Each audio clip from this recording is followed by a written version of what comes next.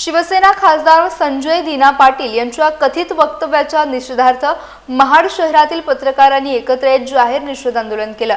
शिवसेना उद्धव बाळासाहेब ठाकरे पक्षातून बंडखोरी करून शिवसेना शिंदे गटात प्रवेश केल्यानंतर प्रतिक्रिया घेण्यासाठी गेलेल्या पत्रकारांना अश्लील भाषेत शिवीगाळ केल्याचा आणि जीवे मारण्याची धमकी दिल्याचा कथित व्हिडिओ समाज माध्यमांवर प्रसारित झाल्यानंतर पत्रकारांमध्ये तीव्र नाराजी व्यक्त करण्यात येते।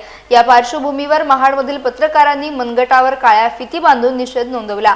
त्यानंतर महाड शहर पोलीस ठाण्याचे नवनियुक्त पोलीस निरीक्षक नारायण एकशिंगे यांना निवेदन देत संबंधित प्रकरणी गुन्हा दाखल करण्याची मागणी करण्यात आली। लोकशाहीचा चौथा स्तंभ म्हणून काम करणाऱ्या पत्रकारांना धमकी देणे आणि अपमानास्पद भाषा वापरणे अस्वीकार्य असल्याची भूमिका पत्रकारांनी मांडली।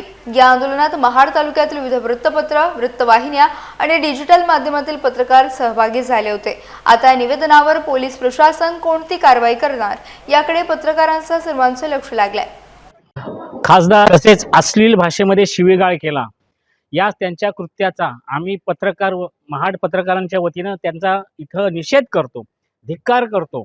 त्यानंतर अशा या खासदारांवरती गुन्हा दाखल व्हावा, धमकी दिलेली आहे, जीवे ठार मारण्याची धमकी ही आम्हा सर्व पत्रकारांना दिलेली आहे।